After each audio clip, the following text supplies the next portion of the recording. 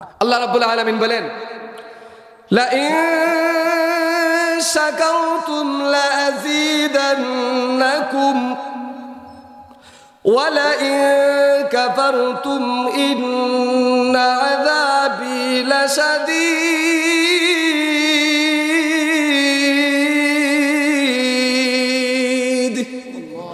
আল্লাহ বলেন, যারা নিয়ামত পাওয়ার পরে নিয়ামতের শুকরিয়া আদায় করবে তাদেরকে আমি আল্লাহ আমার দেওয়া নিয়ামত বাড়াইয়া দিব।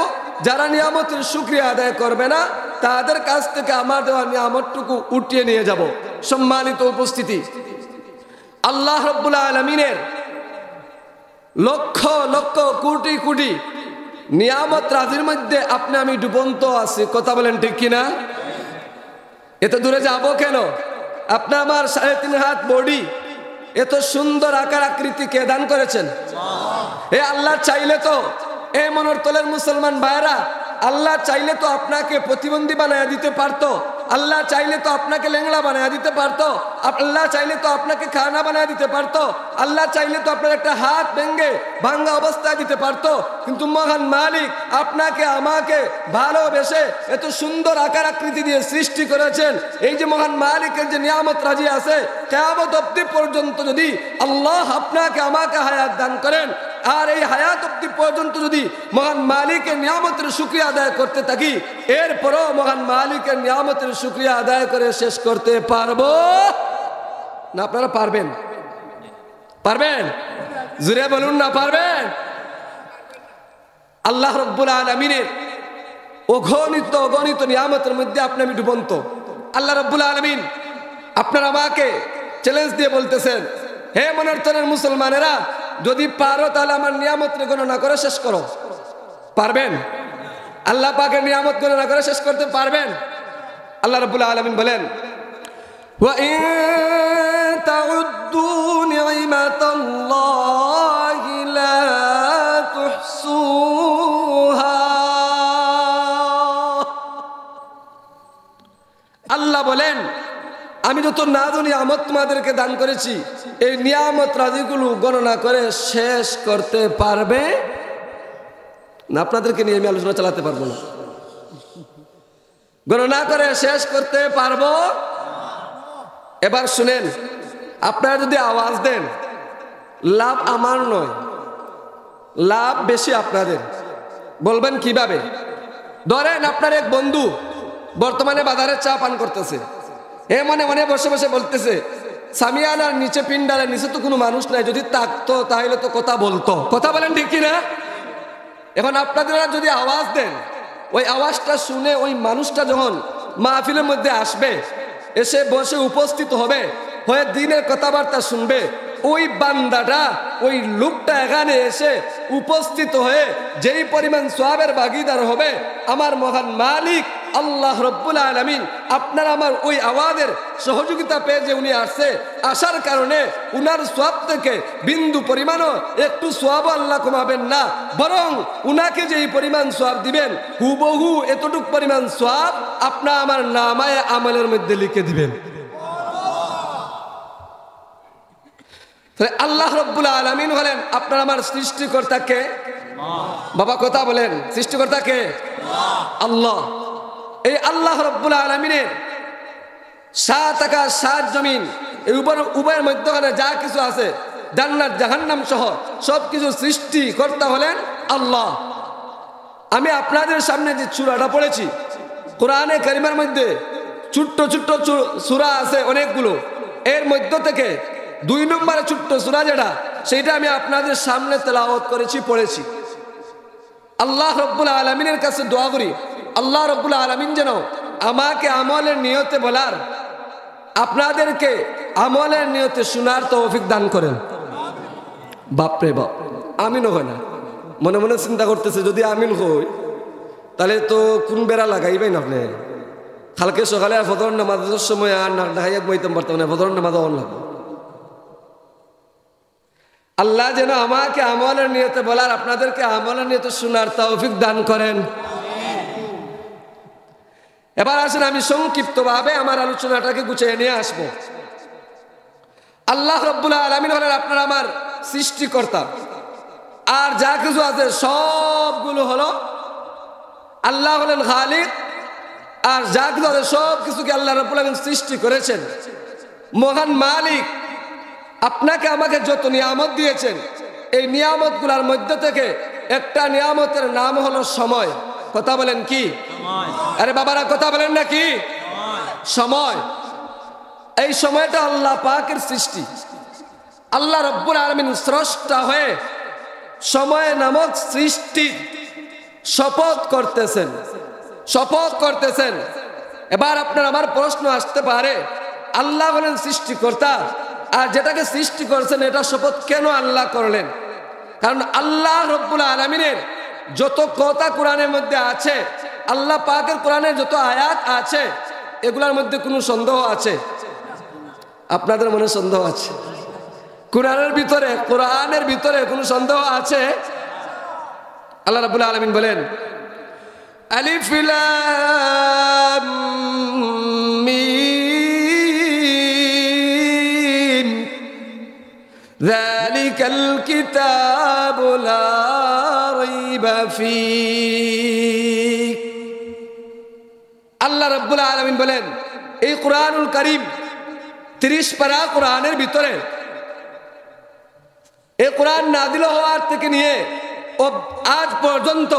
আজ থেকে নিয়ে কিয়ামত অবধি পর্যন্ত কোন মায়ের সন্তান কোরআনের ভিতরে কোনো সন্দেহ প্রমাণ করে দিতে পারবে? আসেনি? তাহলে এই যে কোরআন আল্লাহ পাকের সৃষ্টি, আল্লাহ পাকের কথা।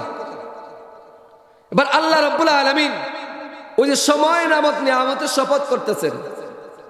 এবার এখানে মাসআলা হলো, আমি যখন শপথ করি, শপথ করব কার নামে? না বাবার নামে? মাজারের নামে? তাহলে কার নামে? আল্লাহ ব্যতীত মুসলমানদের জন্য অন্য কারো নামে শপথ করা জায়েজ নয়, হারাম হারাম হারাম। অতএব আপনার আমার যদি কোনো জিনিসকে মজবুত করার জন্য প্রয়োজন হয়, তাহলে কাউকে বিশ্বাস করানোর জন্য প্রয়োজন হয়, শপথ করব কার নামে? জোরে বলুন না, কার নামে? আল্লাহর নামে। আল্লাহ রাব্বুল আলামিনের সব কথাগুলো সত্য, সব কথাগুলো মজবুত, সব কথাগুলো পাকাপোক্ত, কোনো সন্দেহ নাই।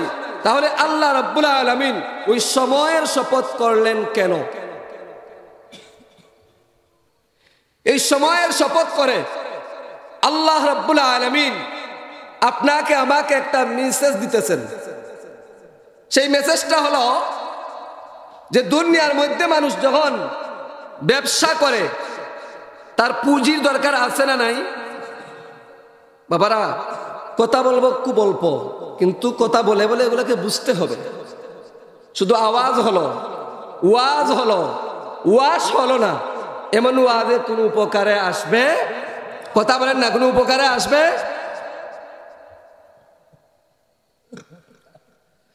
তাহলে আপনাকে আমাকে আল্লাহ রাব্বুল আলামিন মেসেজ দিতেছেন যে দুনিয়ার মধ্যে ব্যবসা করতে হলে কি লাগে? পুঁজি লাগে। কি লাগে? পুঁজি লাগে। আপনাদের মনের তলের কোনো মানুষ পুঁজি ছাড়া ব্যবসা করতে পারবে? পুঁজি ছাড়া পাথরের ব্যবসা করতে পারবে? পুঁজি ছাড়া দোকানের ব্যবসা করতে পারবে? পুঁজি ছাড়া ইন্ডিয়া থেকে মাল এনে বাংলাদেশে বিক্রি করতে পারবে? দরকার কিসে? পুঁজি। আল্লাহ রাব্বুল আলামিন আপনাকে আমাকে এই দুনিয়ার মধ্যে সৃষ্টি করেছেন। সৃষ্টি করে আল্লাহ রাব্বুল আলামিন আপনাকে আমাকে বলতেছেন, হে আমার মায়ের বান্দা বান্দিরা, আমি আল্লাহ তোমাদেরকে এই দুনিয়াতে সৃষ্টি করেছি পরীক্ষা নেওয়ার জন্য। কি নেওয়ার জন্য? বলুন না রে বাবা, কি নেওয়ার জন্য? আল্লাহ বলেন, আল্লাযী খালাকাল মাউতা ওয়াল হায়াতা লিয়াবলুয়াকুম আইয়ুকুম আহসানু আমালা।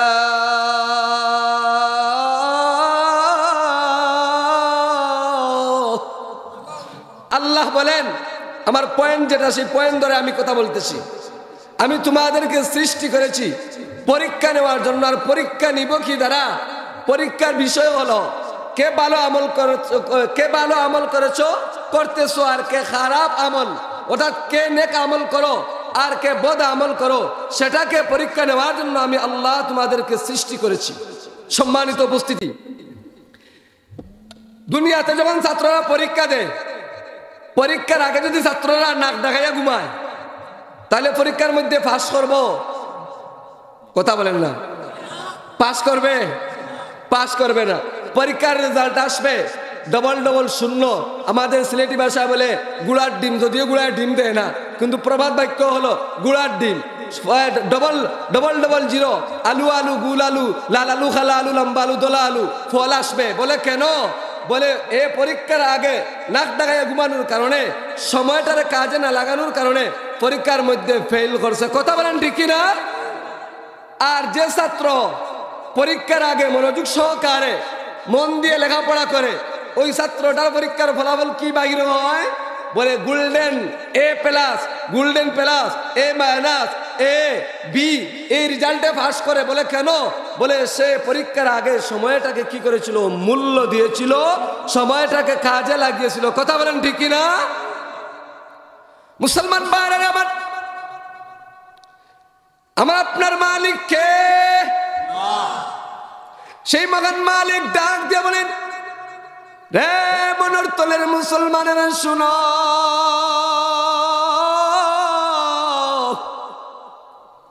আমি আল্লাহ তোমাদেরকে দুনিয়াতে সৃষ্টি করেছি। আমি আল্লাহ সৃষ্টি করেছি তোমাদেরকে আমার গোলামি করার জন্য। আপনি আমি গোলামি করব কার? এ বাবা কথা বলেন না, কার? আল্লাহ বলেন, বান্দা আমি আল্লাহ তোমাকে সৃষ্টি করেছি আমার গোলামি করার জন্য। হে বান্দা বান্দি, ওই গোলামি করতে হলে তোমার পুঁজির দরকার আছে, আছে না নাই?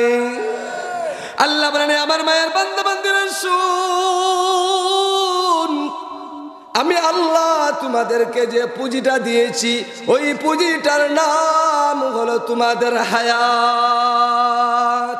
সুবহানাল্লাহ, আস্তাগফিরুল্লাহ, জোরে বলুন না, আরো জোরে বলুন।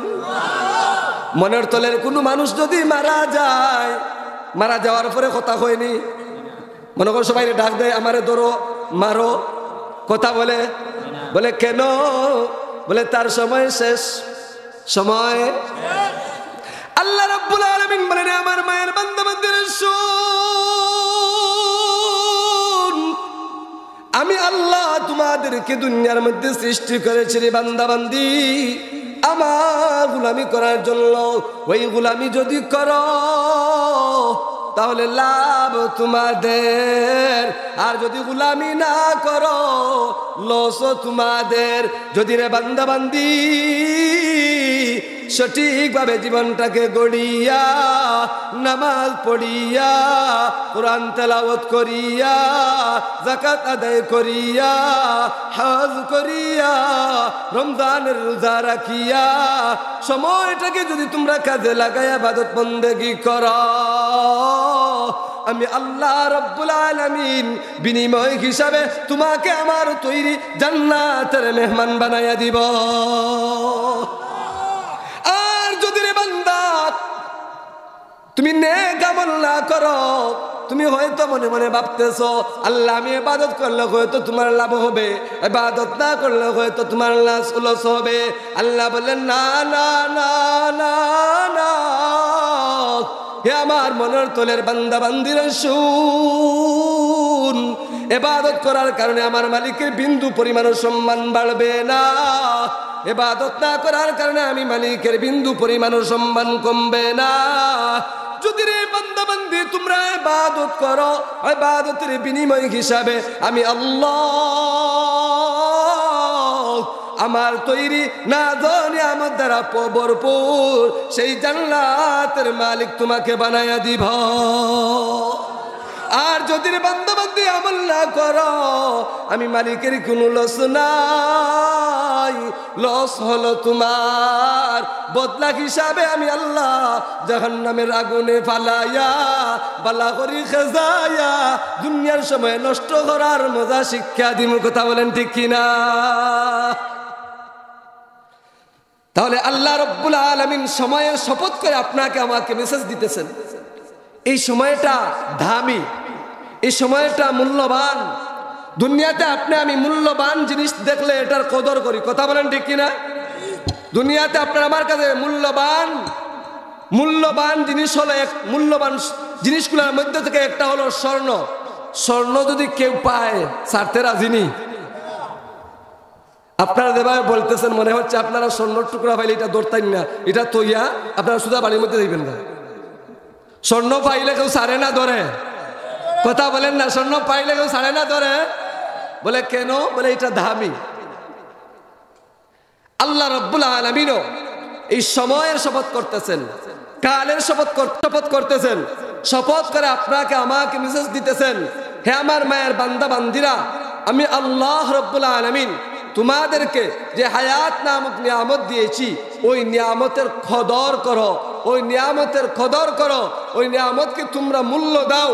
মূল্য দিয়ে তোমরা কদর করে এই নিয়ামতের ভিতরে সময় নামক নিয়ামতকে ধরে তোমরা নেক আমল করো।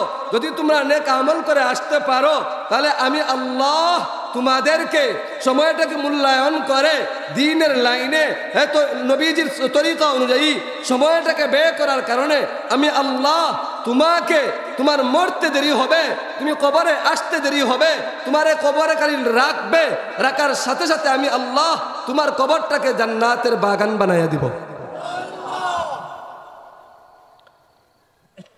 মুসলমান ভাইরা আমার, মনোরতলের একজন মানুষ ব্যবসা করার জন্য মনে করেন তার পুঁজি আছে 5 লক্ষ টাকা। কত টাকা? এবার 5 লক্ষ টাকা নিয়ে ওই মানুষটা ব্যবসার মধ্যে লাগছে। ব্যবসার মধ্যে গিয়ে ওই মানুষটা তার পুঁজি নিয়ে গেছে, কিন্তু মন গড়া ব্যবসা করতে আছে। যদি মন গড়া ব্যবসা করে তাহলে তার মূল পুঁজি থাকবে না শেষ হয়ে যাবে? কথা বলুন না। আমাদের সিলেটি ভাষায় বলে আমও যাবে সালাও যাবে, কথা বলেন ঠিক কিনা? বলে কেন? বলে ওই মানুষটা যে পুঁজি নিয়ে সে ব্যবসা করার জন্য তৈরি হয়েছিল, ব্যবসা শুরু করে দিয়েছিল, ওই পুঁজিটাকে সে ধরে রাখতে পারে নাই। না পারার কারণে সর্বশেষ যে ফলাফল আসে, যে সুনাউল্লাহ গেছিলা হুদা, শুধুমাত্র পুঁজি নিয়ে গেছিলা, এখন পুঁজিও শেষ, লাভ নাই, আসলও নাই। লাভ নাই না, আসতে হোক, লাভ নাই, লাভ নাই, আসলও নাই। বলে কেন? বলে সঠিকভাবে ব্যবসা না করার কারণে লাভ চলে গেছে, আসলে চলে গেছে। আমাদের গ্রাম্য ভাষায় বলা হয়, সিলেটি ভাষায় বলে গেছলা ভাইজান বড় বড় বড় মুখ করিয়া ব্যবসা করার জন্য, কিন্তু এখন আইসন ভাইজান খালি হইয়া শোনা উল্লাহ হইয়া, কথা বলেন ঠিক কিনা? মুসলমান ভাইরা আমার আপনার মালিক ডাক দিয়া বলেন, হে মনোরতলের মুসলমান, আমার মায়ের বান্দা বান্দির শুন,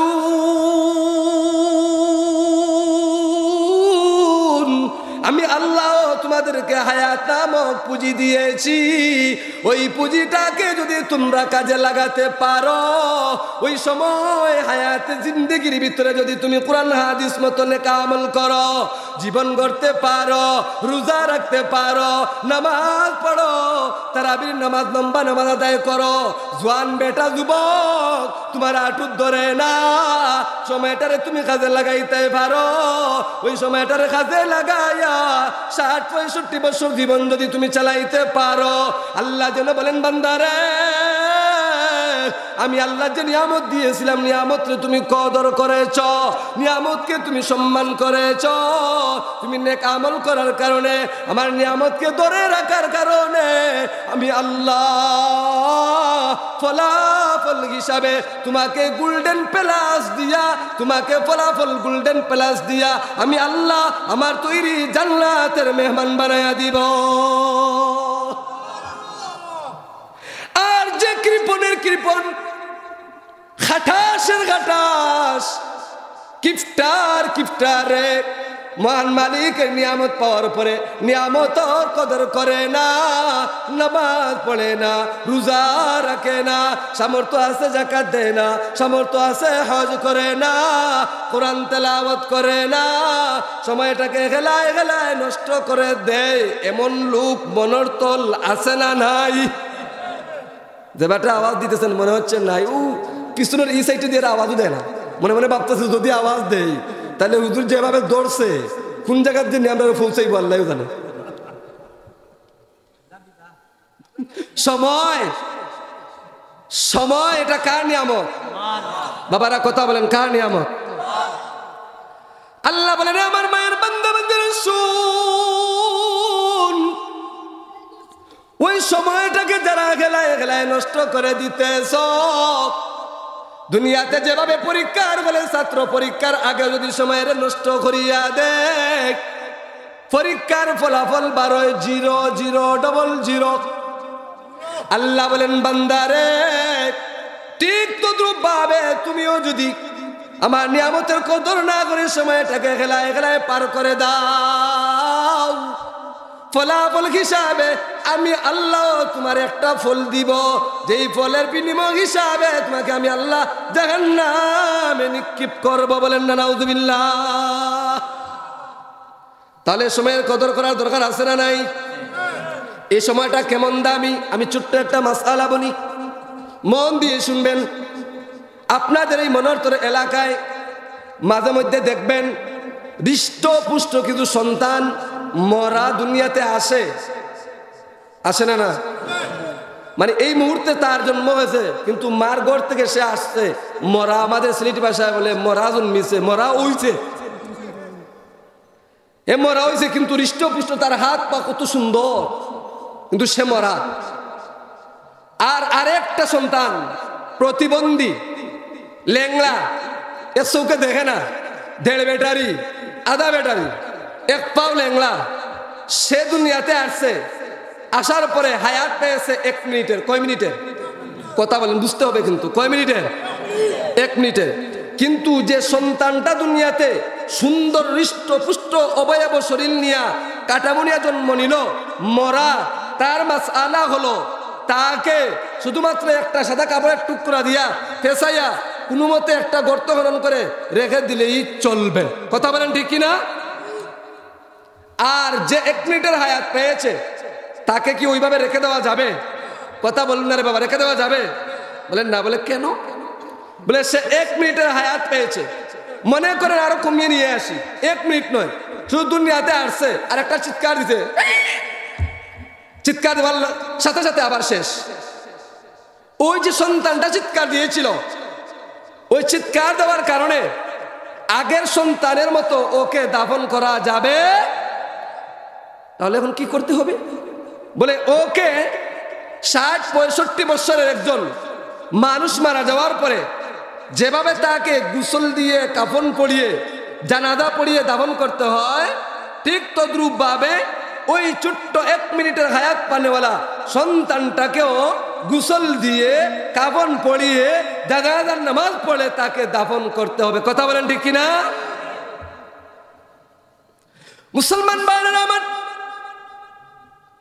আশ্চর্যপূর্ণ কথা, 60-65 বছরের মানুষ মারা যাওয়ার পরে আপনি আমি জানাজার নামাজের মধ্যে গিয়ে দোয়া পড়ি, আল্লাহুম্মা গফির লি হাইয়িনা ওয়া মাইয়িতিনা ওয়া শাহিদিনা ওয়া গায়িবিনা ওয়া সাগীরিনা ওয়া কাবীরিনা। পড়েন কি পড়েন না? কথা বলেন, পড়েন কি পড়েন না? এর মানে আমরা সবে এই দোয়া পাই না। আনামাতাইয়া আগলোজ ওয়াস করিয়া দক্কা গিয়া বড় মানুষ মারা যাওয়ার পরে আপনি আমি কি বলি? আল্লাহ, এখানে যারা উপস্থিত হয়েছে জানাজার নামাজে আমাদের সকলের, আর যে মানুষ মারা গেছে উনি সহ সকলের সগীরা কবিরা জানিয়া ও জানা, দেখা ও দেখা না দেখা যা আছে সব গুনাহগুলোকে মাফ করে দাও। সুবহানাল্লাহ, আস্তাগফিরুল্লাহ। এই দোয়া পড়লাম, কিন্তু ওই যে 1 মিনিটের হায়াত পেয়েছে ওই সন্তানটাকে যখন নিয়ে জানাজার নামাজ পড়ার জন্য দাঁড়াই, বড় লোক মারা গেছে, বয়স্ক মানুষ, প্রতিটা মসজিদের মাইকে এলান দেওয়া হয়। আপনাদের মনের তলে যদি কেউ মারা যায় মসজিদের মাইকে এলান দেওয়া হয় কি হয় না? হয়। কিন্তু যে শিশুটা 1 মিনিটের হায়াত পেয়েছে, এই বাচ্চাটা মারা যাওয়ার পরে মাইকে এলান দেওয়া হয়নি? এলান দেওয়া হয়নি? জি না। মুসলমান ভাইরা আমার, দিলের কান দিয়ে শুনেন, আমলের নিয়তে শুনেন। 60-65 বছরের বয়স্ক মানুষ মারা যাওয়ার পরে মাইকে এলান দিলেন, মনের তলের অমুকুল্লাহ মারা গেছে, ওটার সময় জানাজা হবে। আর যে 1 মিনিট হায়াত পালেওয়ালা বাচ্চাটা, সন্তানটা মারা গেল, তার জন্য মাইকে কোনো এলান দেওয়া হলো না। আবার ওই বড় মানুষের জন্য তারা জানাজার নামাজের মধ্যে গিয়ে দোয়া পড়লেন, আল্লাহ, ওই মাইত সহ আমরা যারা এখানে উপস্থিত হয়েছি, আমাদের সকলের জীবনের ছোট বড় সব গুনাহগুলো মাফ করে দাও। কিন্তু ওই ছোট্ট সন্তানের জানাজার নামাজের মধ্যে গিয়ে আপনি আমি পড়ি, আল্লাহুম্মা জাআলহু লানা ফারাতাও ওয়া জাআলহু লানা আজরাও ওয়া যুখরা ওয়া জাআলহু লানা শাফিআন ওয়া মুশাফফা। যদি ছেলে হয় এটা পড়ি, আর যদি মেয়ে হয় তাহলে পড়ি শাফিআতাও ওয়া মুশাফফা। মুসলমান ভাইরা আমার, বুঝার বিষয় হলো, বড় মানুষের বেলায় বলেছি ছোট বড় সব গুনাহগুলোকে মাফ করে দাও। আর 1 মিনিট হায়াত পানেওয়ালা ওই সন্তানের জানাজার জন্য মাইকে এলান দেওয়া হয় না। কেউ জানে না, জানে শুধু যে মায়ের ঘর থেকে সে জন্ম নিয়েছে ওই বাবা জানে, ওই বাড়ির মানুষ জানে, তার নানার বাড়ির মানুষ জানে, আর কেউ জানে না। 7-8 জন 10 জন মানুষ মিলে ওই সন্তানটাকে জানাজার নামাজ পড়ে দাফন করার জন্য নিয়ে যাওয়া হয়। কিন্তু জানাজার নামাজের মধ্যে দাঁড়িয়ে গিয়ে বলে, আল্লাহ, আল্লাহকে একটা ডাক দেন না, জোরে বলুন না, ইয়া আল্লাহ, আরো জোরে বলেন ইয়া আল্লাহ। জানাজার নামাজে দাঁড়িয়ে বলি, আল্লাহ, ওই ছোট্ট শিশু সন্তানটাকে আমাদের সকলের সুপারিশকারী হিসাবে কবুল করো। মুসলমান ভাইরা আমার, এবার এই 1 মিনিট হায়াত পানেওয়ালা সন্তান, 1 মিনিটের কেমন দাম দেখেন। হাসরের ময়দানে যখন বিচার কাজ শুরু হবে রে, শুরু হওয়ার আগে আল্লাহ বলবেন, হে আমার ভিআইপি মেহমানেরা তোমরা কোথায়? তখন ওই ভিআইপি মেহমানদের অন্তর্ভুক্ত ওই দলের মধ্যে ওই 1 মিনিট হায়াত পানে ওয়ালা প্রতিবন্ধী বাচ্চাটাও থাকবে। আপনাদের এলাকায় যখন বিয়ের অনুষ্ঠান করা হয় তখন দেখবেন আমাদের সিলেটি ভাষা বলে নৌসা যে হয়, তার বন্ধু বান্ধব যদি আসে তাহলে নৌসার বাপে ওই বন্ধু বান্ধব নিজের আত্মীয় স্বজন যারা আছে উনাদেরকে বলে, তোমরা একটু পরে খাইবাই, আমার ফুয়ার বিশেষ কিছু মেহমান হল আসুন। কথা বলেন ঠিক কিনা? মুসলমান মানেন আমার, কিয়ামতের ময়দানে, হাসরের ময়দানে মহান মালিকেরও এক গুরু ভিআইপি মেহমান থাকবেন। সেই ভিআইপি মেহমানের অন্তর্ভুক্ত হবে ওই 1 মিনিটের হায়াত পানেওয়ালা সন্তান। আল্লাহ ডাক দেয়া বলবেন, হে আমার ভিআইপি মেহমানেরা শুনো, তোমাদের কোনো হিসাব নিকাশ নাই, তোমরা বিনা হিসাবে তোমরা সুজা আমার তৈরি জান্নাতে প্রবেশ করো। কিন্তু মজার বিষয় হলে রে বাবা, ওই 1 মিনিট হায়াত পানেওয়ালা সন্তানটা জান্নাতে যাওয়ার সময় জান্নাতের রাস্তার মধ্যে গিয়া জান্নাতে যাবে না, আনমনা হইয়া ঘুরবে। ওদিকে একবার তাকায়, ওদিকে একবার তাকায়, ওদিকে একবার তাকায়, চতুর্দিকে শুধু তাকায়। আনমনা বুঝেননি? দেখবেন মাঝে মধ্যে রাস্তার মধ্যে কিছু মানুষ দেখা যায় আনমনা অবস্থায়, এমনি তাকায় একবার, এমনি তাকায় একবার, জিগাইলে কিচ্ছু বলতে পারে এমন লোক আসেনি মনের তল। ওই 1 মিনিট হায়াত পানেওয়ালা সন্তানটাও জান্নাতে ঢুকবে না, জান্নাতের রাস্তার মধ্যে আনমনা হয়ে ঘুরতে থাকবে। আনমনা হয়ে ঘুরতেছে এই অবস্থাটা দেখে আল্লাহ পাকের নূরের ফেরেশতারা ডাক দেয়া বলবেন, হে মহান মালিকের ভিআইপি মেহমানেরা, তোমরা কেন রাস্তার মধ্যে এভাবে ঘুরতে আছো? তোমরা তো সোজা সোজা জান্নাতে যাওয়ার কথা ছিল। এমন সময় ওই 1 মিনিট হায়াত পানেওয়ালা প্রতিবন্ধী সন্তানটা ডাক দিয়া বলবে, হে আল্লাহ পাকের নূরের তৈরি ফেরেশতারা শুনো, আমি আমার যে মার বাবার কারণে মাধ্যমে দুনিয়াতে 1 মিনিটের হায়াত পেয়েছিলাম, আমি আমার ওই মার বাবাকে রেখে আমি জান্নাতে যাব না। ওই সন্তান বলবেন, আমি আমার মা বাবাকে সুপারিশ করে নিয়ে হলেও আমি আমার মা বাবাকে সাথে করে নিয়ে জান্নাতে ঢুকবো। তাহলে 1 মিনিটের সময়ের দাম আছে না নাই? কথা বলেন, আছে না নাই? আল্লাহ বলেন ওয়াল আসর, সময়ের শপথ, সময়ের কসম। আল্লাহ বলেন, হে আমার মনের তলের মুসলমান মায়ের বান্দা বান্দিরা শুন, আমি আল্লাহ এই শপথ করেছি। কেন? এই সময়ের গুরুত্ব বুঝানোর জন্য। দুনিয়াতে যেভাবে মানুষ পুঁজি ছাড়া ব্যবসা করতে পারে না, ও বান্দা তোমাকে আমি আল্লাহ যদি সময় নামক হায়াত না দেই, তাহলে তুমিও ব্যবসা করতে পারবে? আল্লাহ হায়াত না দিলে ব্যবসা করতে পারবেন? কথা বলেন না, পারবেন? কেউ মারা গেলে কথাও বলতে পারে না, চলতেও পারে না, ফিরতেও পারে না, আমারে ধরো, আমারে কাটো, আমারে মারো, কিছুই বলতে পারে না। বলে কেন? সময় শেষ, সময়। আল্লাহ বলেন, আমার মায়ের বান্দা বান্দিরা শুন, আমি আল্লাহ সৃষ্টি করেছি, তোমাদেরকে গোলামি করব কার? ও পিছনের বাইরা কথা বলেন না, গোলামি করব কার? আল্লাহ বলেন, বান্দারে গোলামি করতে হলে তোমার পুঁজির দরকার আছে, আছে না নাই? আল্লাহ বলেন, বান্দা আমি আল্লাহ ওই সময় নামক পুঁজি তোমাদেরকে দিয়েছি। সুবহানাল্লাহ, আসতে বল। সময়ের হায়াতের দরকার নাই। এমনি দেখবেন খালি কয়াল হুজুর বেশি বেশি করে দোয়া করবেন, আল্লাহ যেন আমার বেশ করে হায়াত দেন। মা কথা হয় ঠিক কিনা? আল্লাহ বলেন, আমার মায়ের বান্দা বান্দারা শুন, আমি আল্লাহ তোমাদেরকে হায়াত নামক পুঁজি দিয়েছি।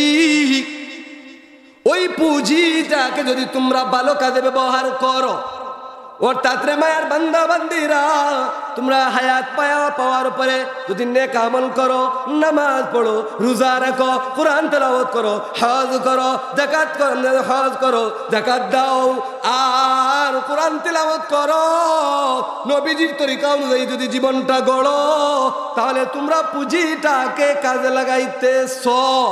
আর যদি মন গলা যদি জীবন যাপন করো, তাহলে তুমি সময়কে কাজে লাগাও নাই। না লাগানোর কারণে আমি আল্লাহ যে তোমাকে 60-65 বছরের হায়াত নামক পুঁজি দিয়েছিলাম, ওই পুঁজির হিসাব কিয়ামতের ময়দানে আল্লাহর দরবারে দেওয়া লাগবে। কথা বলেন ঠিক কিনা? এই সময়ের মধ্যে থেকে সবচাইতে বড় দামি সময় হলো যৌবনের সময়। কথা বলেন কোন সময়? এই যুবক ভাইরা কথা বলেন না, কোন সময়? যৌবনের সময়। যৌবনকালে আপনি যা চাইবেন তা করতে পারবেন। আপনার বাবার দিকে তাকায় দেখেন, আপনার দাদার দিকে তাকায় দেখেন, উনারা যখন যৌবন বয়সে, যুবক বয়সে যখন গ্রামের কোনো অনুষ্ঠানে গিয়া বড় করে একটা আওয়াজ দিতে, সবাই আওয়াজ বন্ধ। বলে কেন? বলে যৌবনের শক্তি। কথা বলেন ঠিক কিনা?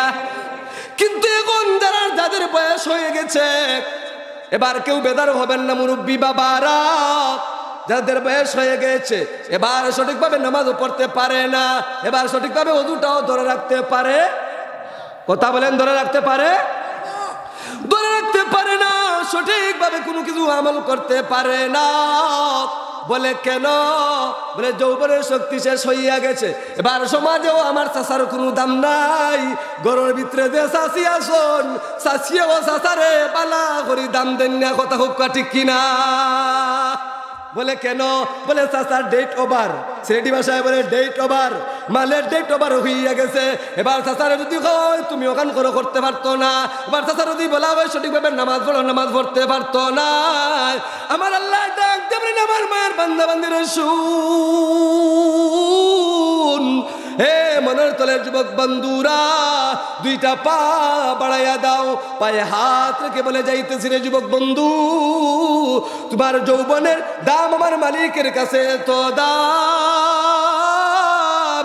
তুমি যদি যৌবন বয়সে আমার মালিককে পাওয়ার জন্য একটা সেজদা মহান মালিকের কুদরতি পায়ে দেও রে, আমার মহান মালিকের কাছে 7 আকাশ 7 জমিন সহ উভয়ের মধ্যখানে যা কিছু আছে সব কিছুর চাইতে মহান মালিকের কাছে যুবকের যৌবন বয়সের একটা সেজদার আরো বেশি মূল্য। সুবহানাল্লাহ, আস্তে কোন, জোরে বলুন না, আরো জোরে বলুন, খরর বাইরে জোরে কোন না কেন? আমার মাত্র না জানো, আমি সিলেটিও পারি, নন সিলেটও পারি। আপনারা নাই, আপনারা আওয়াজ ঠিক আছে। ও পিছনে যারা এরা মনে মনে আইছই, এরা মনে মনে ভাবতেছেন আল্লাহ আইসু তো ঠিক আছে, মারতাম পারতাম না যদি মাটিতে বেড়া গাইলিম। ভাই কথা বল না, ঠিক কিনা? বেড়া নাই। আমি কেন আসছি? আমলের নিয়তে বলবো, আমলের নিয়তে শুনবো। কথা বলেন ঠিক কিনা? রে যুবক বন্ধু,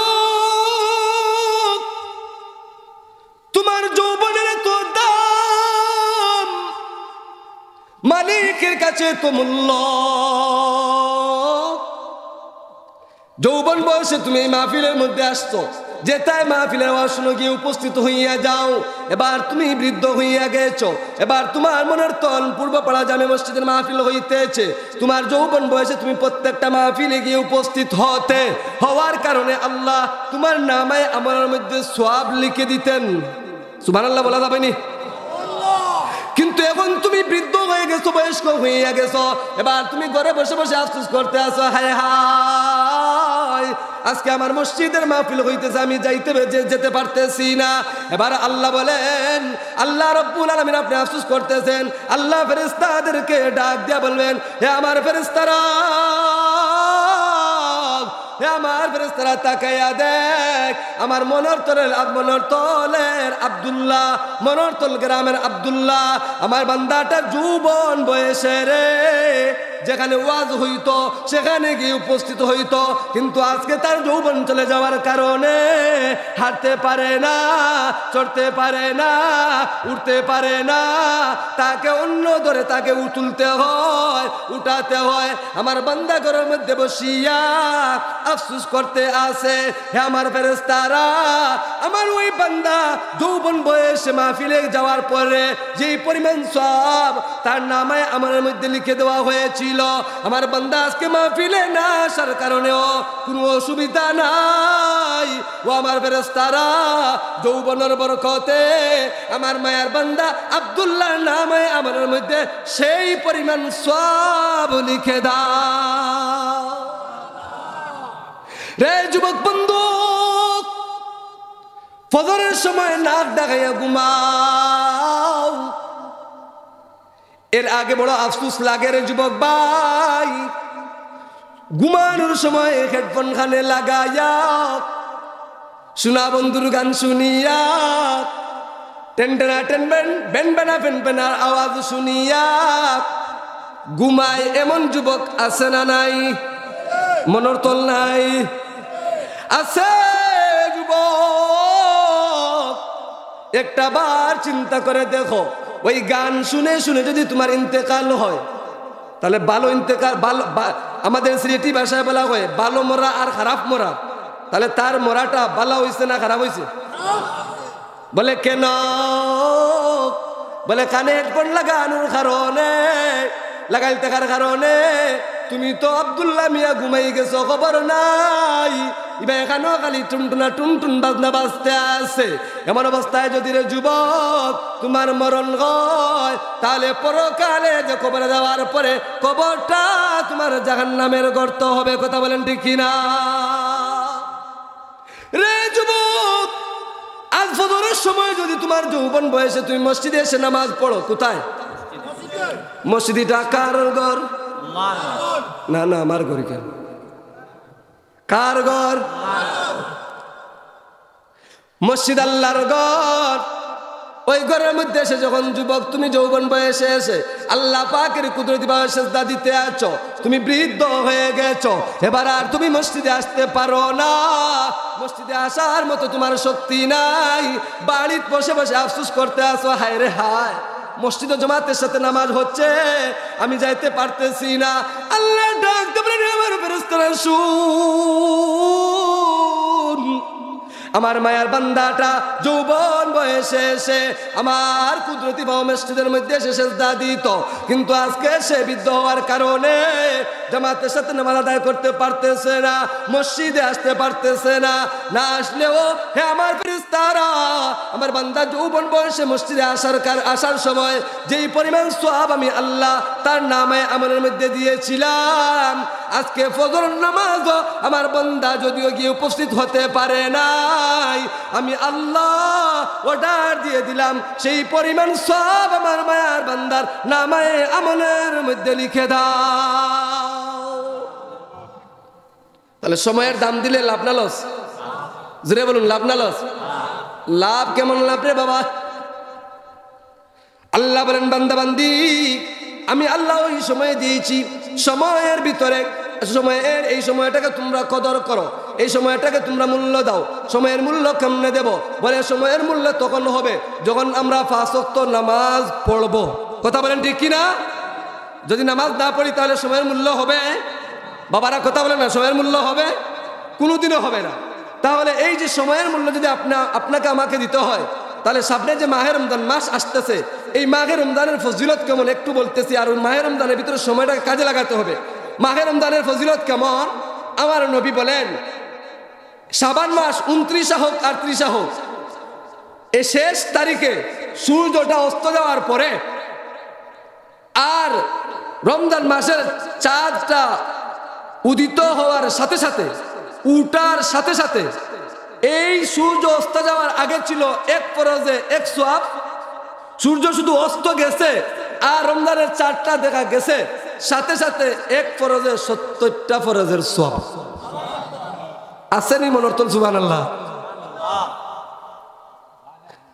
আবার নফল নামাজ পড়লে, এখন যদি আপনি নফল পড়েন শুধু নফলের সওয়াব, কিন্তু ওই সূর্যটা অস্ত যাওয়ার পরে যখন রমজানের চাঁদটা উঠবে, উঠার সাথে সাথে যদি আপনি নফল নামাজ পড়েন, তাহলে একটা নফল রমজান ছাড়া একটা ফরজের সমতুল্য সওয়াব। মুসলমান ভাইরা আমার, আপনাকে আমাকে এই সময়ের মূল্য দিতে হবে। আপনাদের মনোরতল এলাকার কিছু মানুষ আছে, যুবক ভাইরা আছে বাহিরা দেশে, বিদেশের মাটিতে আছে না নাই? বিদেশ আপনাদের এলাকার মানুষ বিদেশ আছে না নাই? আছে। এবার বিদেশ গিয়েছে, বাপের 5-10 লক্ষ টাকা খরচ করে গিয়ে যদি মন গড়া চলে, দেশে টাকা পাঠায় না, সে তার নিজে যেভাবে ইচ্ছা সেইভাবে চলে, দেশে কোনো ঘরবাড়িও তৈরি করে নাই, ব্যাংক ব্যালেন্সও তৈরি করে নাই। 10 বছর পরে যখন দেশে আসার পরে আবার তার আগের মতো ওই বাঙ্গা ঘরে থাকতে হয়, তখন আমাদের সিলেটি ভাষায় ওই ছেলেটাকে বলা হয় অমুকের ফুলা অমুক গিয়েছিল বিদেশে, 10 বছর রয়েছিল, 10 বছর পরে যেভাবে শুনাউল্লাহ গেছলা ওলা শুনাউল্লাহ আইসইন। কথা বলেন ঠিক কিনা? বলে কেন? বলে সময়টাকে কাজে লাগায় নাই। আর যে বিদেশ যাওয়ার পরে গিয়া সময়টার কাজে লাগাইছে, দেশের মধ্যে বিল্ডিং বানাইছে, ব্যাংক ব্যালেন্স তৈরি করেছে, ওই ব্যাংক ব্যালেন্স তৈরি করার কারণে, ঘর বানানোর কারণে 10 বছর পরে বিদেশ থেকে আওয়ার পরে ও বিল্ডিং এর ভিতরে ঢুকিয়া পাওয়ার উপরে পাও তুলিয়া আরামে খাওয়া দাওয়া করতে পারে। কথা বলেন ঠিক কিনা? আর যে মানুষটা বিদেশ যাওয়ার পরে টাকাটা নষ্ট করলো, তার পুঁজিও শেষ, লাভও শেষ, আসলও শেষ। আমাদের সিলেটি ভাষায় বলে আমও গেছে, সালাও গেছে। আমও গেছে, কথা বলেন না কেন? আমও গেছে। এটার ব্যাখ্যা কি বুঝেননি? এটার ব্যাখ্যা হইল, জোর তুমানের দিনে বেটা আমর তলে গেছে, আম তুকাইতো করি, আম তুকাই আনতো করি, এখন ব্যাগ রাখছে আমার এক গাছর তলে, সালাওটা রাখছে, রাখিয়া আরেক গাছের নিচটা কি আম উঠিয়ে আনার লাগিয়া গেছে, আরেক গাছের নিচে গেছে আমটা তুলিয়ে আনার লাগে। যে সময় মধ্যখানে গেছে, যাওয়ার পরে এবার আইছে বড় করি তুফান, জোর তুফান আইছে, আবার পরে তার সালাদাটা আছে ওটা বাতাসে উড়াইয়া লইয়া থাকি, ইবা এইখানে গিয়া আমার কাছে গিয়া ফসতে পারছে না, এমন জোরে তুফান আনছে, এবার আমার কাছেও গেছে না, এবার তার সালা গেছে গিয়া আমার কাছে যাওয়ার আগে আগে জান লইয়া গরম করে দৌড় তুলছে। এবার দৌড়ে আর হয় আমও গেছে, সালাও গেছে, আমও গেছে। মুসলমান ভাইরা আমার, আল্লাহ রাব্বুল আলামিন বলেন আমার ভাইয়ার বান্দা বান্দিরা শুন, আমি আল্লাহ তোমাদেরকে সময় নামক নিয়ামত দান করেছি, ওই নিয়ামতটাকে তোমরা কদর করো, ওই নিয়ামতের তোমরা হেফাজত করো, ওই নিয়ামতকে তোমরা মূল্য দাও। মূল্য দিলে লাভ কি হবে রে? মালিক বলেন যারা সময়কে মূল্য দিয়েছে, নামাজ পড়েছে, রমজান মাস আসার পরে রোজা রাখছে, রোজা ছাড়ে নাই, বেশি বেশি করে কোরআনে কারীম তেলাওয়াত করেছে, আল্লাহ রাব্বুল আলামিন বলেন যে বান্দার সময়টাকে মূল্য দিয়েছে, মূল্য দেওয়ার কারণে আল্লাহ রাব্বুল আলামিন ওই বান্দা বান্দিকে বলেন হে আমার মায়ার বান্দা বান্দিরা শুন, সময়টাকে কাজে লাগানোর কাজে আল্লাহ মারা যাওয়ার পরে তোমাকে আমার তৈরি জান্নাতের মেহমান বানাইয়া দিব। সুবহানাল্লাহ, রাস্তে কোন জুড়ে বলুন। ও পিছনের বাবার একবারটা জুড়ে হোক আল্লাহু আকবার। ও আল্লাহ চতুর্পাশে উলামা একরামগুলো আছেন, মাথায় দেখো সিলেটি ভাষায় কত সময় মাতিলাই জিগা দেখো মাথায় লেখ আপনারা, মাথায় লাইলে আপনারা পাইলিবান। ও গানের মধ্যে দেখবেন উলামা একরাম রে জিগাইলে পাইবেন যে আল্লাহ পাকের মায়ের বান্দা আল্লাহকে রাজি খুশি করার জন্য তার জবান দিয়ে আল্লাহ পাকের আওয়াজটা উচ্চারণ করবে, ওই আওয়াজটা যখন তার গলা দিয়া বাহির হইবে মরণের আগ পর্যন্ত আল্লাহ রাব্বুল আলামিন এই গলার মধ্যে এমন কোন রোগ দিতা নাই যে রোগের কারণে তার শ্বাসনালী বন্ধ হইয়া যায়, যে রোগের কারণে তার খাদ্যনালী বন্ধ হইয়া যায়। মরণের আগে আল্লাহ তাআলা যে জবান দিয়ে আল্লাহরে আল্লাহ বললে ডাক দিব, আল্লাহ ওই জবানের ভিতরে কোনোদিন এমন কোন রোগ দিতা নাই যে রোগের কারণে সে আল্লাহরে আল্লাহ বললে ডাকতে পারে না, এমন রোগ আল্লাহ দিবেন না। জুড়ে বলেন আল্লাহু আকবার, আরো জুড়ে বলেন আল্লাহু আকবার। তাহলে এই সময়টাকে কাজে লাগাতে হলে আপনাকে আমাকে দুনিয়ার মধ্যে সবচাইতে উত্তম জায়গা কেউ উঠতে পারবেন না। আমি আমার অন্য আগে প্রথমেই বলেছি আমি ভিন্ন স্টাইলের মানুষ, যদি আপনারা উঠে যান আমি মাইক ছেড়ে দিব, সমস্যা নাই, মাইক ছেড়ে দিব। কথা বলেন না চলবে? কথা বলেন না চলবে? তাহলে সময়টাকে কাজে লাগাতে হলে সর্বপ্রথম আপনাকে আমাকে ঈমান আনার পরে সর্বপ্রথম কাজ কি পড়া? বলুন না রে বাবা, কি পড়া? এর মানে হইল হুজুর জিগাইরে তো বালা কথা, মনে কইলে মসজিদ যাই না কইলে নাই, পাঁচ ওয়াক্ত নামাজ মনে কইলে পড়ি না কইলে নাও পড়ি, এর কারণে বালা করি উত্তর দিতাম পারি আর না, যদি জোরে করি কই আর মিছা হয় তাইলে আপনি আমরা শরম দেলাই ভাই। মসজিদ গান কার ঘর? ঈমান আনার পরে প্রথম ইবাদতের নাম কি? বলুন না রে বাবা, নাম কি? নামাজ। নামাজ আদায় করুন কোন জায়গা? মসজিদ। কোন মসজিদ? আপনি আমি নামাজ আদায় করি, তাহলে এই মসজিদে যারা নামাজ আদায় করে,